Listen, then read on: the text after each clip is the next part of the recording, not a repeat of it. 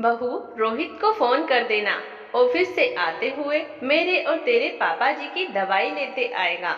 हमने सुबह में बोला था, पर उसने कहा कि माँ एक बार कॉल करके याद दिलवा देना। ऑफिस में बहुत काम होता है तो याद नहीं रहेगा। सुनीता जी ने अपनी बहू सौम्या को आवाज लगाकर कहा। सौम्या बस नाम की ही सौम्या थी, वैसे उससे किसी चीज की उम्मीद नहीं की जा सकती थी। सौम्या खुसुर पुसुर करती हुई बोली, ये बूढ़ा बूढ़ी की दवाई भी ना 1 महीना भी जल्दी ही हो जाता है। जब से यहाँ आए हैं सब खर्चे तो उठा रहे हैं ही, साथ में दवाई भी हम ही मंगवाएं। फिर रोहित को फोन कर कहा, दवाई ले आना अपने मम्मी पापा की, और फोन रख दिया। रोहित तो अपने मम्मी पापा का संस्कारी बेटा था, जैसे उसके मम्मी पापा कहते वही करता। पहले पिताजी बड़े भाई के साथ रहते थे, जो दूसरे शहर में डॉक्टर थे।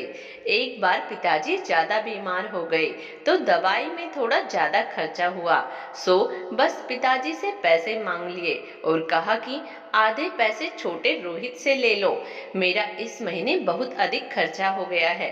पिताजी ने सारी बात छोटे बेटे रोहित को बताई तो रोहित ने बड़े भाई को पैसे दिए और मम्मी पापा दोनों को अपने पास बुला लिया।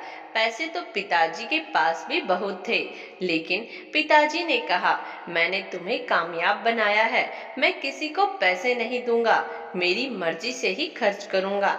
रोहित की पत्नी सौम्या थोड़ी चिड़चिड़ी जरूर हो गई थी सास ससुर के आने से, क्योंकि सास ससुर के आने से पहले वह किट्टी जाया करती थी। जब मन करे शॉपिंग तो कभी बाहर का खाना, अब वह सब छूट गया था। सास ससुर से न बाहर का खाना खाया जाता था और फिर घर के काम भी बहुत बढ़ गए थे। अब सौम्या को समय नहीं मिल पाता था। उनके आने से थोड़े बंधन में आ गई थी, जिसकी वजह से थोड़ी चिड़चिड़ी रहती। सौम्या अपने पति को बस यही कहती कि मम्मी पापा कब जाएंगे। कुछ दिनों बाद बड़े बेटे का फोन सुनीता जी के पास आया। तब बड़ा बेटा सुनीता जी को कहने लगा, मम्मी हमने नया खुद का मकान खरीदा है और आप लोगों को जरूर आना है। सुनीता जी थोड़ी खुश हो गई, लेकिन उसने कहा, पैसे कम पड़ रहे हैं, पिताजी को कहना कि उनके अकाउंट में पैसे तो हैं ही, मेरे हिस्से के मुझे अभी दे दे। सुनीता जी को बहुत गुस्सा आया और उन्होंने कहा, जब पैसे की जरूरत पड़ी तब माँ बाप को फोन कर दिया। अब याद आया है वो तेरे पिता है, हमारे पास कोई पैसा नहीं है, सब उसी का है जो हमारी सेवा करेगा, और फोन रख दिया। रोहित ने भी सुना सब। माँ बड़े भैया को जो बोल रही थी, उसे बहुत दुख हुआ कि पैसों की वजह से माता पिता की याद आई है।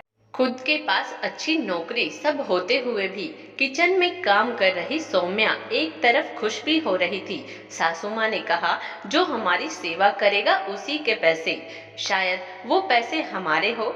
पर फिर उसे भी अपनी सोच से घिन होने लगी कि मैं क्या सोच रही थी, फिर हमारे अंदर और बड़े भैया में क्या ही फर्क रह जाएगा।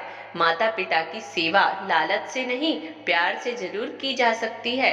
असली पैसा तो उनके वो संस्कार और प्यार, आशीर्वाद होता है। सौम्या को भी अपनी गलती का एहसास हो गया था।